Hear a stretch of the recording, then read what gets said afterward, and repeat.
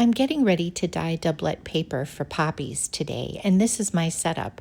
But I'm working on a table. I hope you instead work in your sink. You're also going to need to open your kitchen window or your bathroom window so that it doesn't get too smelly. The isopropyl alcohol is very strong smelling and could give you a headache. We're going to talk about 3 things today: cutting paper, dyeing paper, and drying the dyed paper.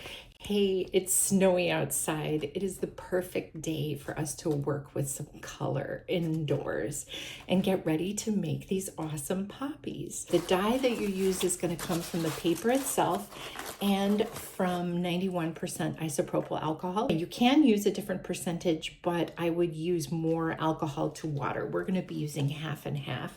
I don't usually wear gloves, but I will today. I'm going to be dyeing most of the paper with a Shirley poppy effect, and that is to get this lovely edge that can either be put on the inside stamen side of the flower or be on the outside. And we're going to achieve that by putting the pieces vertically after they are dyed. The other option gives you more of an Icelandic poppy effect, and that is where the color is much more regular throughout the pieces that you've dyed, and that can be achieved by hanging the pieces that you've dyed on a hanger. The first thing that we're going to do is cut our pieces. So these folds that you've gotten as part of your kit are 10 inches or 25.5 centimeters. Sorry, I've got my centimeter cheat sheet over here. And you can cut your paper in a couple different ways. One way is just to divide each fold evenly. So you've got about 3.5, 3.5, and then 3 at the bottom, or you can do like 3, 3, and 4 at the top to get some very big poppies. So these measurements that you're making right now will dictate the width of the flower, or you can think of it as the height of the petals, because you're going to end up with strips. You're actually going to make streamers, and eventually we'll be folding and shaping the petals like this. So I'm hopeful that imagining what they'll look like at the end will help you get through this first part. Okay, here we go. I've got my ruler out and a little skewer, and I'm marking each side of the fold at the same intervals. So I think I did 3.5, 3.5, and then 3 at the bottom. Or actually, now that I'm looking at it, maybe it was 3 inches, 3 inches, and then 4 inches. And I'm going to mark some intervals on the white as well. It doesn't have to be the same intervals. They don't have to match.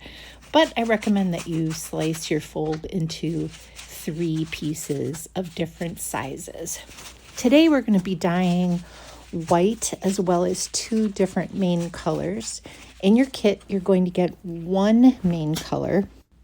It's a good idea to get a couple other folds of color too, just so that you can experiment with dyeing.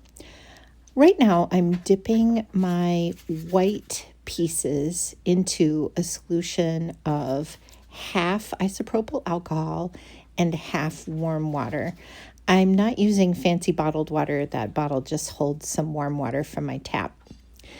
After I dip the yellow pieces in, there's going to be pigment in the water. I'm going to dip my white pieces in 3 different times after I squeeze out each of the different main color. The process is that first I'll dip all the white pieces, then I'll dip all the yellow pieces, then I'll squeeze 1 yellow piece and dip in the white. I'll squeeze out that white and squeeze out that yellow and then put them both aside. Next, I'll squeeze another yellow out into the water and I'll dip another white piece. That white piece will be darker. Finally, I'll squeeze the third yellow piece and dip the third white piece. Right now I'm doing the same process with the pink papers. So I'm dipping all the whites, I'm dipping all the pinks, and then I'll dip the whites in after I squeeze out all the pinks. I've got some extra white pieces, so I'm going to dip some of them in the yellow and the pink, and this is going to give me some fun oranges and corals later. If you're dyeing some of these papers for Icelandic poppies, at this point you gently unroll them and then you place them over a hanger. I've doubled up the papers and hung them so they're a little bit sturdier, and you can do this outside. For Shirley poppies, you're all set. You can just leave them in these bowls for a couple hours before the next step. So my paper has been in the bathroom next to a vent, and it has been drying, and it is always fascinating to see how the colors dry. So this paper is still quite wet, but at this point it is handleable.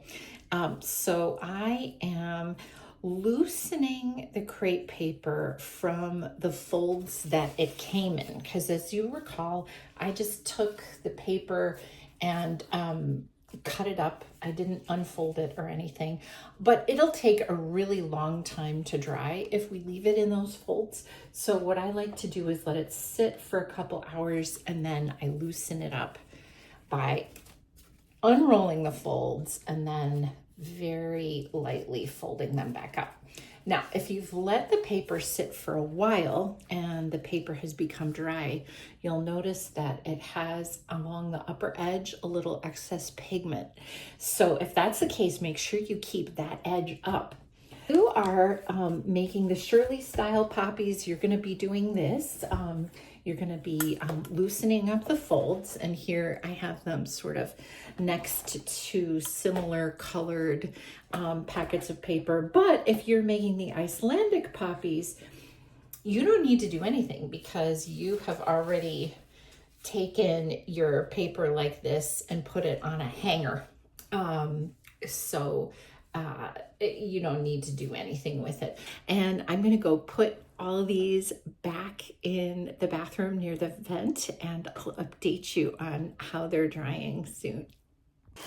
Before I show you this wonderful paper, I wanted to remind you to subscribe so that you get our next video, which will be about finishing the centers. And then once we finish the centers, we will be ready to shape and cut some petals. It's going to be wonderful. Let's look at the paper. So the yellow colorway is just amazing. Look at these pale lemons and oranges. They're citrusy and I love it. Check out this amazing edge. It's going to make an incredible Shirley poppy. I'm very excited. And I also am really stoked about this fantastic set of paper that we got from the pink on one side and slightly different pink on the other side paper. We have some lovely pale pinks along with these vibrant cherry colors that I did not expect to come from that paper. And these colors are so like Shirley poppies. It's just gonna be tremendous to have flowers in these colors. And then last, but absolutely not least, look at these incredible sunset hues from the papers that we dipped both in the yellow and in the pink dye. They've turned out incredibly well. Now we just get to make our flowers. We've got the paper. Let's go. So again, subscribe, and I can't wait to see you in the next video where we start to finally get these paper poppies underway.